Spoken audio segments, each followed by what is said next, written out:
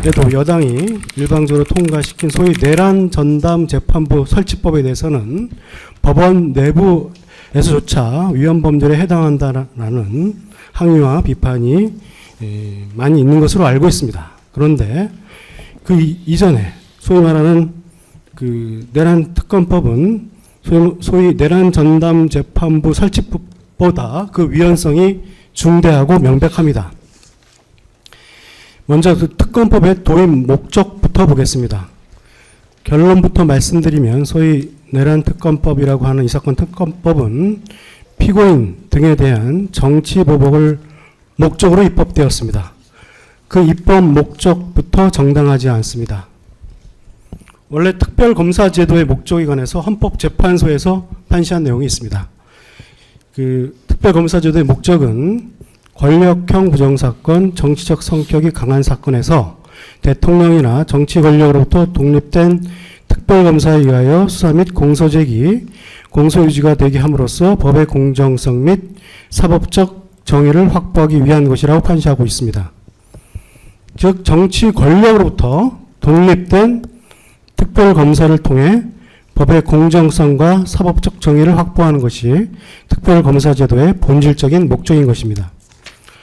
헌법재판소에 따르면 그 판시에 따르면 특별검사제도란 대통령에 의하여 임명되고 또 대통령을 궁극적인 조직의 수반으로 하는 행정부에 속한 검찰 조직으로서는 행정부의 고위관료, 집권 세력 또는 검찰 내부 인사에 관련한 사건을 공정하게 처리하는 데 한계가 있다는 우려를 근거로 검찰 조직의 구성원이 아닌 별도의 인물을 선정하여 수사의 공정성에 의문이 가는 사건에 대하여 검사와 마찬가지로 수사할 수 있는 권한을 부여하는 제도이고, 이는 수사 및 소추 권한을 주된 내용으로 하는 검찰권에 관한 행정부의 권한을 제한 또는 박탈하여 입법부인 국회에 귀속시키는 결과를 초래하는 예외적인 제도입니다. 즉 특별검사제도는 행정부의 고위관료, 집권 세력 등이 수사의 대상이 되어 수사의 공정성에 의문이 가는 사건의 수사에 대해 도입되는 보충적 예비적 제도로서 내재적 한계를 가집니다.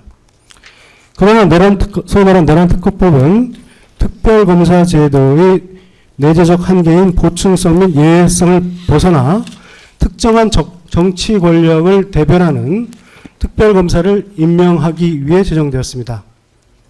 내란특검법이 입법된 것은 새로운 정부가 들어온 지 바로 1호 법률로서 2025년 6월 16일경 입법되어 통과된 것으로 알고 있습니다. 당시의 상을 보겠습니다. 내란특검법이 입법된 시기 수사의 대상이었던 윤 전 대통령은 이미 대통령직에서 파면되어 단지 전직 대통령이었습니다. 어떠한 공직에도 있지 않았습니다. 수사 대상이었던 윤석열 피고인이 행정부의 고위관료, 집권 세력 등에 해당하지 않았습니다. 오히려 피고인은 2025년 5월 17일 소속 정당이었던 국민의힘에서도 탈당하였으므로 정치 세력의 비호를 기대할 수도 없었습니다. 윤석열 피고인은 당시 국회의 의석 중 과반 이상을 차지한 여당과 대통령으로 당선되어 행정부의 수장이 된 현직 대통령으로부터 강력한 정치적 비난을 받고 있었고, 언론도 전 대통령에게 호의적이지 않았습니다. 즉, 윤 전 대통령은 당시 수사기관에 어떠한 영향력을 미치기는커녕 오히려 위 권력자들이 수사기관의 압력을 행사하지는 않을지를 걱정해야 하는 상황이었습니다. 그러나 검찰, 공수처, 경찰 등 수사기관들은 윤 전 대통령이 유죄라는 결론을 미리 내려놓은 상태에서 위법한 저인망식 수사를 오랜 기간 진행한 상태였습니다. 윤 전 대통령에 대한 출국 금지, 위법한 체포영장 집행 등을 포함한 강도 높은 수사가 이루어졌고, 윤 전 대통령은 2025년 1월 19일 구속되기까지 했습니다. 이러한 위법 수사의 결과로 검찰은 피고인 윤 전 대통령을 1월 26일 내란죄 혐의로 기소했고, 또 특검법 입법 얼마 전인 5월 1일에는 윤 전 대통령을 직권남용죄로 추가 기소하기까지 하였습니다. 소위 말하는 내란 특검법이 입법된 2025년 6월 10일경 대통령에 대한 사건이 수사의 공정성에 의문이 가는 사건이 아니었습니다. 이미 모두 피고인에 대해서 기소가 이루어졌기 때문입니다. 이러한 상황은 어떠한 관점에서 보더라도 특별검사 제도가 필요한 예외적 상황에 해당한다고 도저히 볼 수 없는 것입니다. 그럼에도 국회는 윤 전 대통령 등에 대한 사건을 수사 대상으로 하는 이 사건 특검법을 입법했습니다. 이러한 사정에 비추어 보면 내란 특검법은 특별검사 제도의 본래 목적인 법의 공정성 및 사법적 정의를 확보하기 위해 입법된 것이 아니라 전 대통령에 대한 정치적 보복을 위해 입법된 것이라고 볼 수밖에 없습니다.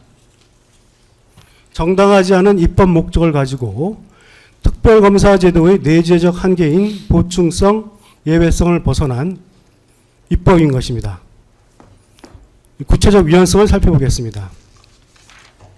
이 사건 특검법의 내용을 살펴보면 그야말로 전례가 없다라는 말이 나올 수밖에 없습니다.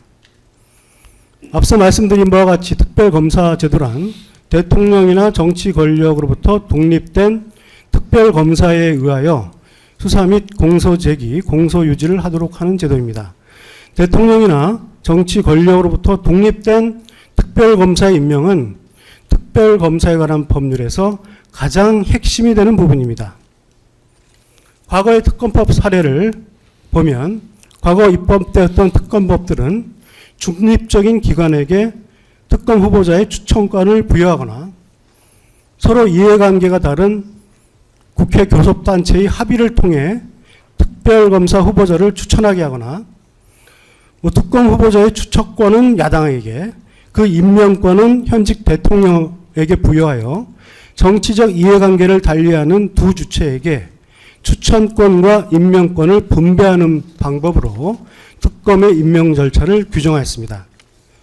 특검의 정치적 중립성과 객관성을 담보하는 최소한의 장치를 마련하고자 한 것입니다.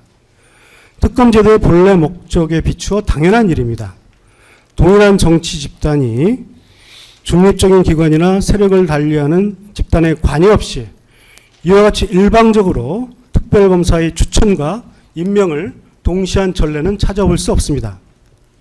실제로 과거의 모든 특검법의 사례를 살펴보겠습니다. 저희들이 모든 특검법의 사례를 그 추천권자와 임명권자를 분석해서 표로 만들어서 그 신청서에 기재하였습니다.